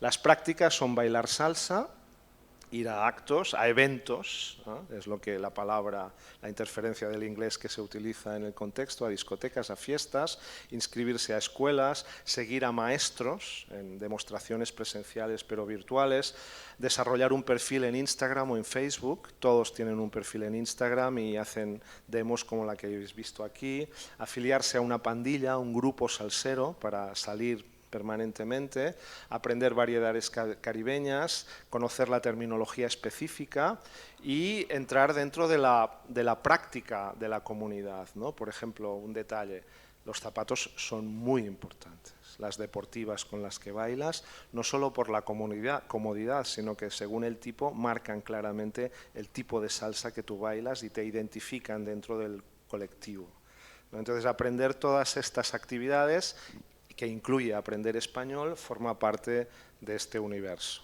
¿no? Aquí veis, por ejemplo, un congreso en Benidorm que mezcla todo tipo de lengua, bueno, inglés y español, ¿no? Un cartel en el congreso. Y aquí tenéis una de las maestras más seguidas, Karel Flores, que es una mexicana afincada en Nueva York, que publica en Instagram y en Facebook todas sus demos, utilizando inicialmente el inglés como lengua franca, pero que, puesto que sus seguidores utilizan el español y la música es española, pues acaba habiendo mucha presencia translingüística del español también. No es un problema mezclar dos lenguas en este contexto en el que la gente aprende español, pero cuya finalidad básica es bailar. Y esta es una característica del aprendizaje en contextos informales, que es incidental y no es, o sea, el objetivo principal no es aprender español, el objetivo principal es bailar bien y divertirte. Pero es que para bailar bien y divertirte necesitas saber español. Y esta es una característica que ocurre con los gamers, con los otakus japoneses, con cualquier tipo de friquismo, que el idioma llega como complemento. Bueno, vamos ya rápidamente al último, vamos a hablar de Clubhouse. Mucha gente está en Clubhouse aquí, que levanten la mano. ¿Quién tiene cuenta en Clubhouse? Nadie tiene cuenta en Clubhouse. Rabiosamente nuevo, ¿eh? Rabiosamente. Bueno, creo que hay como 80.000, o no sé si eran 80, 800 grupos, clubs de español en Clubhouse, ¿no? En inglés creo que había 100, la proporción era 100-80. 180 y en francés 30 y en catalán 5. O sea, es interesante para verla, ¿no? O sea, las cosas como son, ¿no? Y entonces, bueno, Clubhouse, como os decía, esto está en proceso de elaboración, de modo que no está el artículo terminado, pero es muy divertido y yo quería mostrároslo con el permiso de Marc Urrutia y Eva dos Santos. Marc es un técnico que está ahora acabando el máster y que luego va a hacer el doctorado, y Eva ha acabado el máster y está en Logroño ahora, pero hacemos el trabajo en línea, ¿eh? Entonces, bueno, esto es Clubhouse. es básicamente una red social de audio, de habla. No hay nada escrito, no se puede grabar, no se pueden enviar mensajes. En la última actualización del sistema se ha abierto y usuarios que no sean de iPhone pueden entrar. Y también hay un rudimentario sistema de mensajes de texto en privado, pero básicamente todo ocurre hablado. Entonces es una red mundial. Cuando tú te conectas, te encuentras allí gente de todo el planeta que han elegido una sala para hablar. Es como una radio. Tiene el calor, la pasión, la espontaneidad de la radio en la que tú puedes participar, ¿no? Y puedes elegir los temas, ¿no? En español, turismo en español, gastronomía en español, aprender español. Entras, hay varias salas y te cuentan los horarios, lo que van a hacer y luego entras allí y participas. Escuchas mientras haces otras cosas porque la radio permite hacer esto, ¿no? Entonces, estas son las capturas de pantalla. Aquí veis, por ejemplo, lo que veríais en vuestro móvil. Cada uno de estas manchas es uno de los usuarios. Los que tienen como un punto verde son los moderadores. Hay unos moderadores que generan, organizan la sesión y el resto son participantes. Cuando participas tienes que levantar la mano. Cuando quieres participar te dan permiso, hablas y luego dejas de hablar, ¿vale? Entonces, nosotros nos preguntamos cómo utilizan Clubhouse la gente que quiere aprender español y la gente que quiere enseñar español, puesto que es algo tan nuevo, ¿no? También, qué potencialidades y limitaciones tiene Clubhouse, que es una red social de audio, de habla solo. O sea, si sois todos profesores, como imaginaos dar una clase en la que no puedes escribir nada, no puedes utilizar ninguna fotocopia, en la que no ves a tus alumnos, en la que no sabes dónde están tus alumnos, solo ves que están allí y los puedes escuchar. Quizá no sabes ni quiénes son, porque las salas son muy abiertas, entran y sale la gente, ¿no? Es de una extrema dificultad. Todas las redes sociales son visuales, utilizan la escritura, entonces nos interesa Clubhouse porque es algo atípico dentro del mundo de las redes sociales y nos permite ver hasta qué punto se puede desarrollar una práctica educativa o de enseñanza o de aprendizaje solo con el habla, ¿no? En este contexto. Entonces, este es el corpus que tenemos. Marc y Eva dos Santos siguieron a 8 grupos, 8 salas. Bueno, dentro de Clubhouse hay, no lo dije, pero hay distintas salas de España. Dentro de las salas hay distintas sesiones, ¿no? O sea, está organizado jerárquicamente. Entonces, ellos siguieron pues, distintos grupos, ¿no? Y encontraron a 8 moderadores que organizaban salas, los entrevistaron en profundidad, con permiso hicieron grabación de 3 sesiones de 3 tipos distintos de salas que ahora os voy a explicar y ahora estamos analizando los datos, ¿no? Entonces os voy a mostrar 2 cosas solo, que es la primera pregunta, ¿cómo utilizan los moderadores Clubhouse para fomentar el uso del español? Y en segundo lugar os voy a explicar cómo los profesores hacen una cosa tan compleja como explicar lo que es el subjuntivo en español a través de Clubhouse y cómo corrigen a sus alumnos cuando hacen tareas de interacción oral. ¿Preparados? Vamos allá. Bueno, pues hay básicamente 3 tipos de salas, 3 tipos de salas en Clubhouse que son planificadas, semiplanificadas y espontáneas. Las salas planificadas son prácticamente clases formales, presenciales. Lo único es que son clases a través de la red social, pero hay un moderador, hay un calendario, hay un programa, hay unos materiales, puesto que los materiales que son escritos o audiovisuales o fotográficos o videográficos no se pueden pasar a través de Clubhouse. Esto significa que el moderador desarrolla vínculos con los seguidores de la red y lo que hacen es buscar otros lugares, Instagram, correo electrónico, Facebook, para compartir estos materiales. Esta es otra característica del aprendizaje en línea, que es que nunca se queda situado en una sola red, sino que crea un entramado de contactos a través de múltiples espacios, ¿no? Entonces, en la sala planificada nos encontraremos una clase bastante convencional a las que ya conocemos presencial. Luego tenemos salas semiplanificadas que son temáticas. Por ejemplo, poesía en español. Hoy trabajaremos el amor. Entonces la gente busca poemas el moderador prepara poemas, la gente se conecta y la gente dice poemas y luego los comenta. Música en español. Entonces, hoy trabajaremos, pues no sé, tango, ¿no? Entonces vamos a escuchar tangos, vamos a escuchar las letras y la gente interviene. ¿Ah? Y finalmente tenemos las salas totalmente espontáneas, que ya son tertulias, son conversaciones sobre un tema. Vamos a hablar de la paella, venga, te apuntas, ¿no? Entonces, claro, el papel del moderador, la participación de los usuarios varía mucho en cada una de las salas. A grandes rasgos, el moderador habla mucho en la sala planificada, porque actúa como un docente, es más un moderador de una mesa redonda en la semiplanificada y en la espontánea es poco más que un dinamizador, ¿no?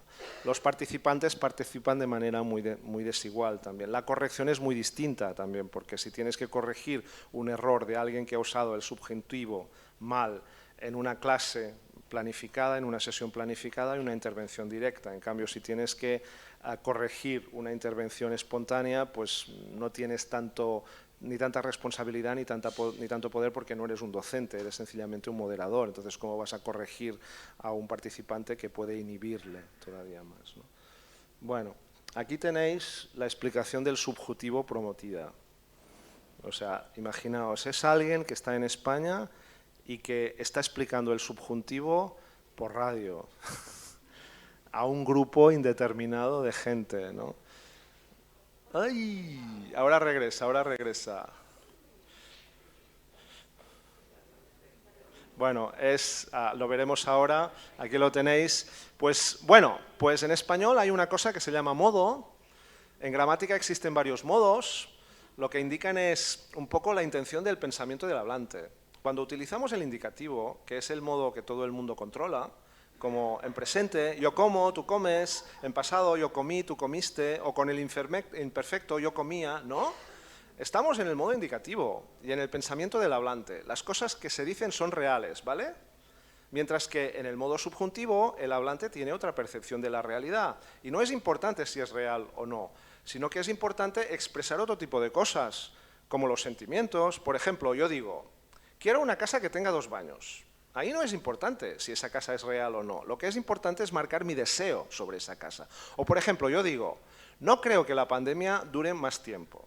Lo que intento expresar ahí no es si mi argumento es real o no. Lo que intento expresar es que esa es mi opinión. Entonces, el modo subjuntivo es el modo de los sentimientos, las hipótesis y las dudas. Por eso tiene también tiempos. Nosotros podemos tener sentimientos sobre esas cosas presentes, ¿no?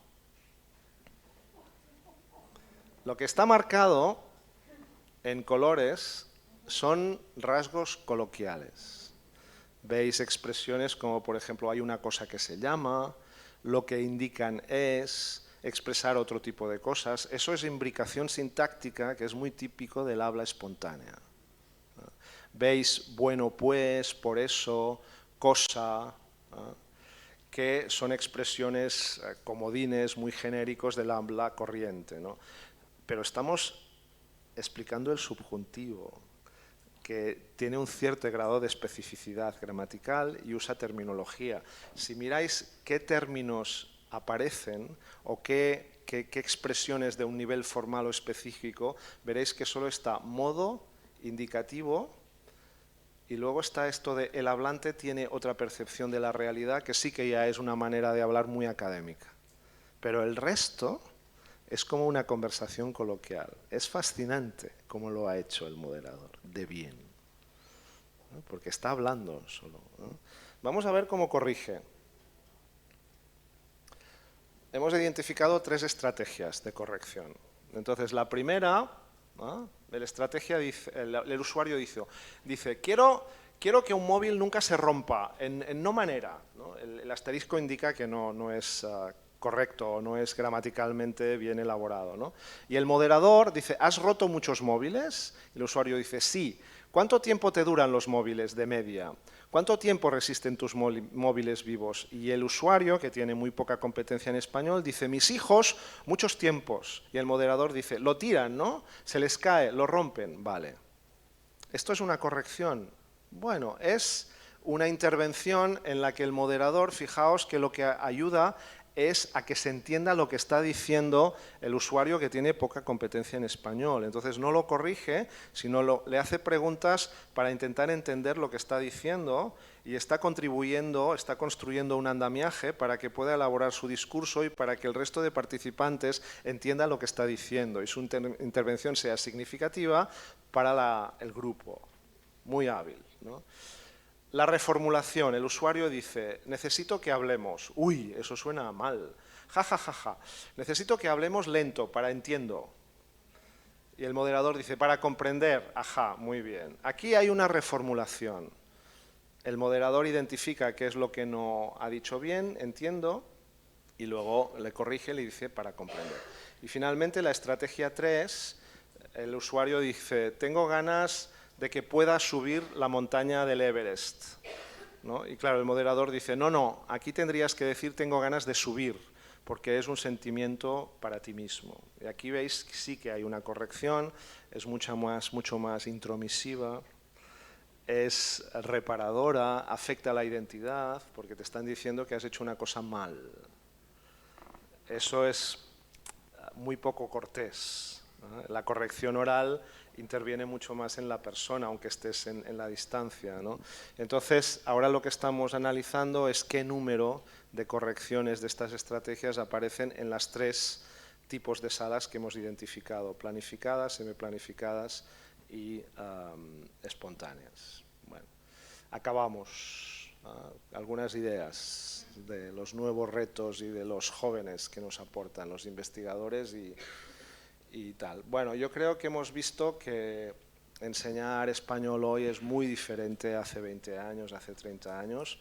O sea, los hablantes tienen acceso a la red, en la red hay muchos materiales, estos hablantes, estos aprendices pueden aprender español con los recursos que les interesa.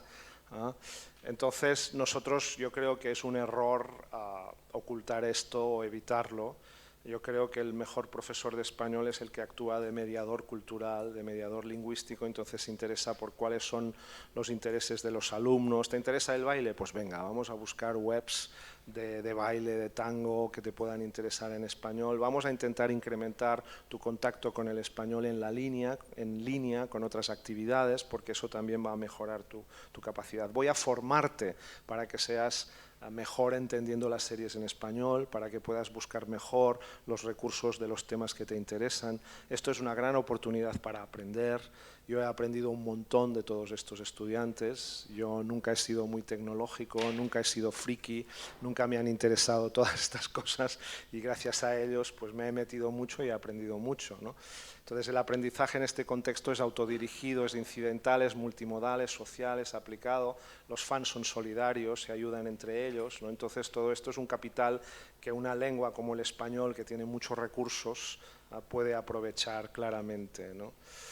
Y una idea importante es la construcción de identidad. O sea, muchos de estos jóvenes vinculan el español con bailar, con estas actividades en línea, con ver series españolas, con participar en Clubhouse y ser miembro, ¿no? Entonces estas cuestiones también son relevantes para ellos.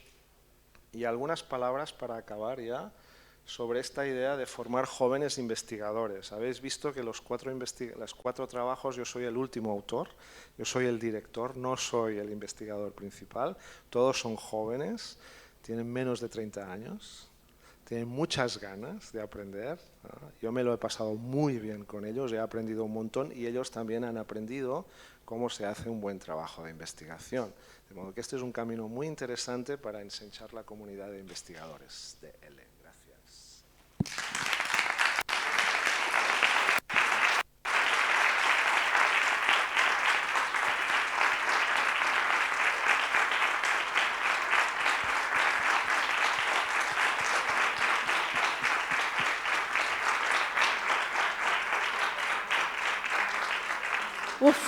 Muchísimas gracias, como siempre. Vamos a ver si tenéis preguntas. Tenemos unos minutos para hacerle preguntas, ¿sí? Sí. Vamos a ir desinfectando, a pesar de la mascarilla, el micro, con lo cual... ¿Quién tiene preguntas? Gracias. Me llamo Andrea Guastali, trabajo en una escuela media aquí en Roma y, bueno, primero agradecerte porque he aprendido mucho de esta presentación. Gracias. Está muy bien estar aquí compartiendo estas experiencias. Todo ha sido súper interesante y súper divertido. Pero bueno, tengo una formación un poco más técnica y quería hacerte preguntas un poco sobre la primera de las investigaciones, porque creo que igual toca siempre fibras muy sensibles y creo que ya vivimos en una sociedad que queremos ser lo más inclusivos, lo más abiertos y seguramente esta investigación pone de relieve un problema que es realmente enfrentarnos a la realidad que la sociedad está cambiando, ¿no? Pero también hay mucho camino por hacer. Entonces, la primera pregunta es, un poco para entender el contexto de la investigación, ¿de qué año son los libros? Porque yo leo Gente 2, Español 4, En Acción 1, Prisma, Básico, porque también es cierto que es una fotografía muy puntual también esta situación, ¿no? Entonces, primero es entender la edición, ¿de qué año son estos libros? Un poco al nivel que están dirigidos, porque también no es lo mismo el libro que está en Acción 1, que imagino que el nivel es muy bajo, respecto a Español 4. Y la última cosa, si podrías responderme, si no sería interesante también enfrentar el estudio de una colección. O sea, porque si yo tengo que poner todos estos datos en un solo libro, pues es un tostón, ¿no? O sea, tengo que generar un libro de 1000 páginas para poder incluirlo todo. En cambio, igual, analizando una colección desde el número 1 al número 6, que incluya todos los niveles, igual encuentro más de todos estos objetivos o de estos marcadores que estabais buscando, ¿no? con la investigación. Y por último, y lo dejo, te digo que sinceramente yo creo que las editoriales están cambiando, porque yo he adoptado un libro este año para mis alumnos de primero de secundaria, y los personajes, ya hay una chica marroquí, y hay una chica también que participa en los diálogos estudiantiles, que también es una chica que es discapacitada.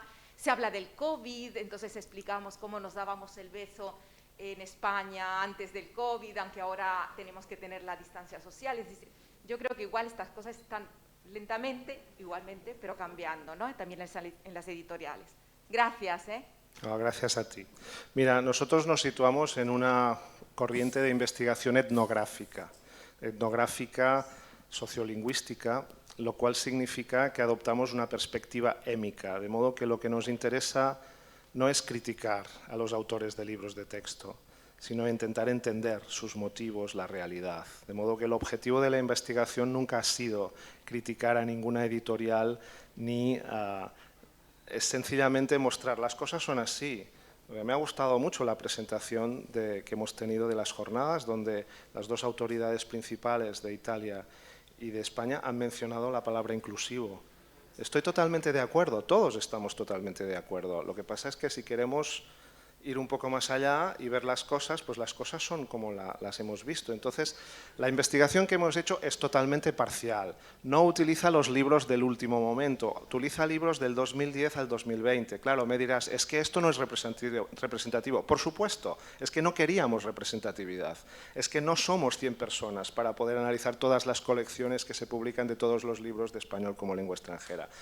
Analizamos los 5 que pudimos conseguir en confinamiento y que eran los más utilizados en aquel momento en Barcelona, en aquellos centros, a modo de representación. Y como dije, recibimos muchas críticas como esta al respecto que son legítimas, pero la máxima aportación del trabajo es la parrilla de investigación con las 7 categorías y las 18 no recuerdo, subcategorías que puedes utilizar para el próximo libro de texto para intentar representar esto.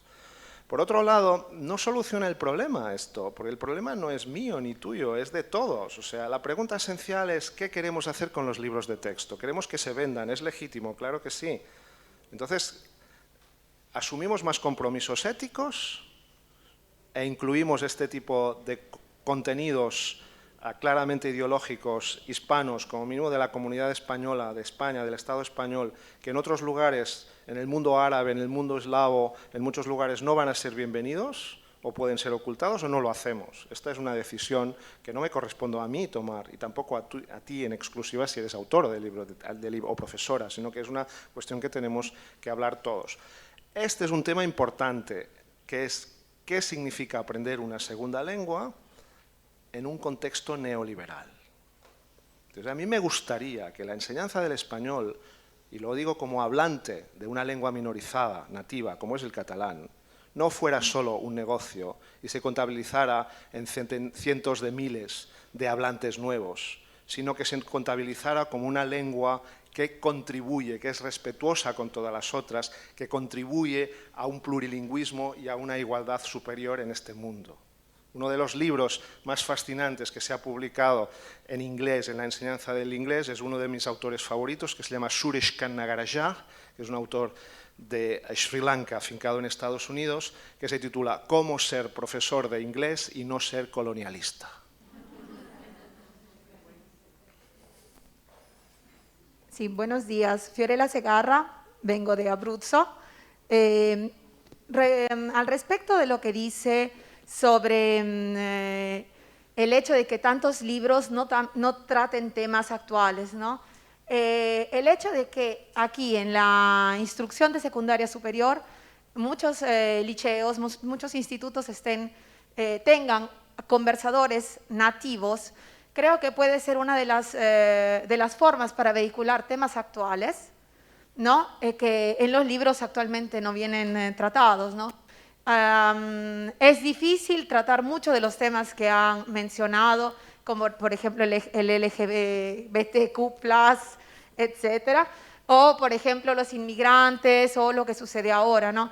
Por ejemplo, cuando estas editoriales realizan estos libros, sería bueno que también incluyeran en sus estudios personas nativas que se encuentran en la realidad italiana para poder ver cómo aumentar estos argumentos, estos temas. Y quisiera saber usted qué piensa al respecto, ¿no? Sobre todo para nosotros los nativos de países hispanoamericanos, yo vengo de Perú, de Lima, que trabajan aquí en Italia. Gracias. Pues yo estoy totalmente de acuerdo. O sea, yo pienso que ofrecer una lengua mucho más hablada por hablantes muy diferentes, mostrando realidades, racializaciones, aspectos, es muy relevante, claro que sí.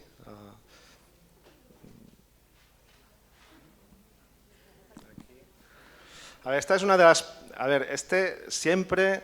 la primera investigación es la que se lleva todas las preguntas, porque claro, porque toca mucho, porque todos tocamos los libros de texto, ¿no? Sencillamente lo que hemos intentado es mostrar las cosas que hay, nada más, ¿no? Y el trabajo lo podéis leer directamente. Es un tema muy difícil. A veces colegas míos que son autores de libros de textos muy conocidos me dicen, es que siempre cuando leemos análisis de materiales es para criticarnos, nunca nos dicen cómo podemos hacerlo bien o mejor. Digo, es que no lo sabemos, no lo sé. Yo quería decir, bueno, mi nombre es Begoña Llobet, soy autora de un manual que se llama Planeta, que salió en el 98 y que era totalmente innovador en este aspecto porque todas las unidades trataban temas de este tipo. Tengo que decir que la recepción del libro fue muy buena, fue un libro que se utilizó en muchísimos países, aunque también es cierto que de vez en cuando recibíamos emails o comentarios de profesores y profesoras que decían, bueno, es que el libro es tendencioso, es que el libro es ideológico. Me acuerdo de uno que nos dijo, es que el libro es ideológico. Claro, yo le escribí un email bastante largo diciendo, bueno, es que cualquier libro es ideológico. Es decir, si yo hablo de una determinada manera, si yo presento determinados dibujos, si yo presento determinados personajes, ya estoy transmitiendo una ideología. Y como bien dice Fernando Savater, ningún libro, ningún maestro es neutral. Siempre estamos de un lado o del otro y siempre transmitimos valores a partir de nuestra manera de vestir, nuestra manera de hablar, nuestra manera de dirigir la clase, a través de la disposición del aula, etcétera, ¿no?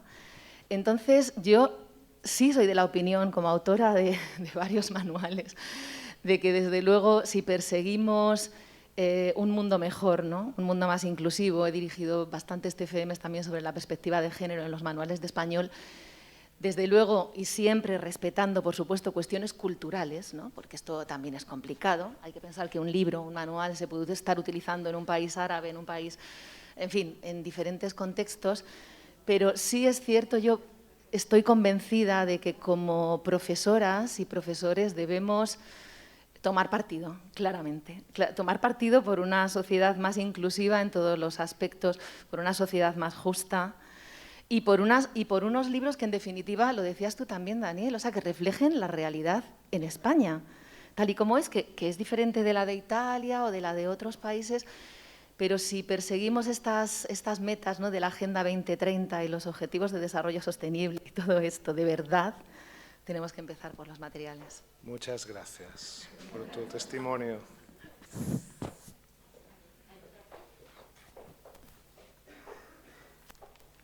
Hola, buenos días. Yo soy Esperanza Falcón, de la sección española de Palermo. Dependo del Ministerio de Educación español y enseñamos un español en los 2 primeros cursos, español para extranjeros, y en los 3 últimos cursos, utilizando a ICLE, el español académico, enseñando literatura e historia. Con respecto a lo de los libros y el análisis del discurso de los libros, me parece muy interesante hacer un análisis de las editoriales españolas, pero también sería interesante quizás hacer un análisis de las editoriales de cada país donde enseñamos español. Yo, por ejemplo, en el primer tramo, donde enseño español para extranjeros, utilizo una editorial italiana porque se acerca mucho más a mi tipo de alumnado. Evidentemente tendrá algunos, bueno, podríamos decir errores, o yo como española y como profesora de español con una trayectoria muy larga pues lo puedo ver, pero se acerca mucho más a mis alumnos. En ese tramo las editoriales españolas quizás deberían colaborar con personas españolas y personas del país en el que se enseña el español. Y con respecto a la segunda parte del tramo del contenido que yo tengo que enseñar, que es literatura española clásica hasta nuestros días, y el profesor de historia que tiene que enseñar historia española, y las concomitancias con el italiano, igual que en la literatura que yo enseño, hay un nicho enorme porque no hay editoriales españolas casi que se dediquen a esa parte de la literatura hispana, que es literatura española, he dicho española de manera etnográfica, e hispanoamericana, adaptada a extranjeros, pero con un nivel que sea académico, que es el que tienen que adquirir nuestros alumnos cuando acaban con un B2 como mínimo o un C1. Muchas gracias. No, gracias a ti.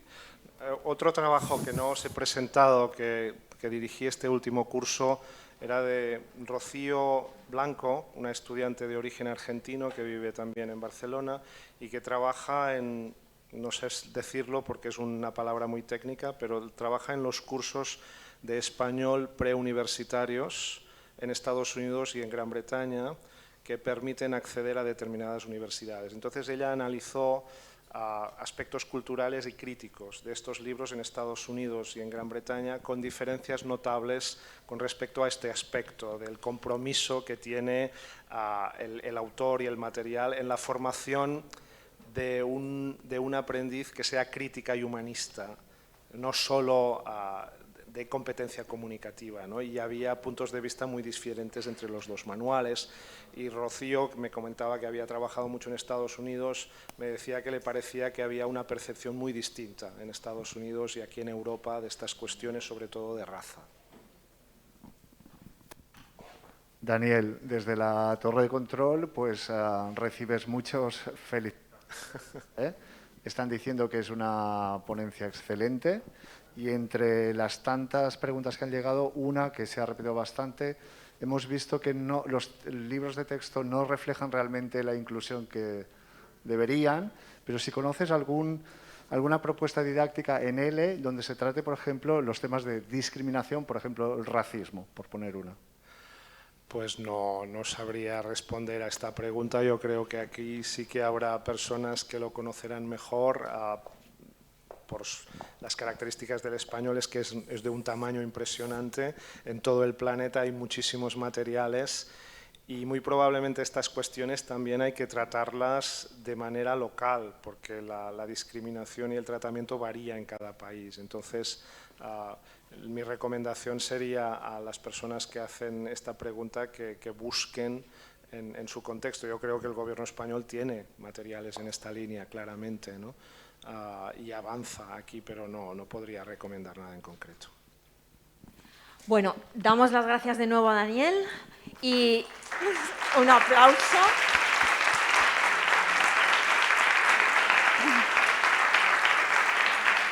Muchísimas gracias. Ahora vamos a tener una pausa, el café está servido, entonces está aquí, en el claustro de aquí, de este piso. Lo que os ruego, tenemos media horita, os ruego puntualidad para que no vayamos acumulando retrasos. Gracias.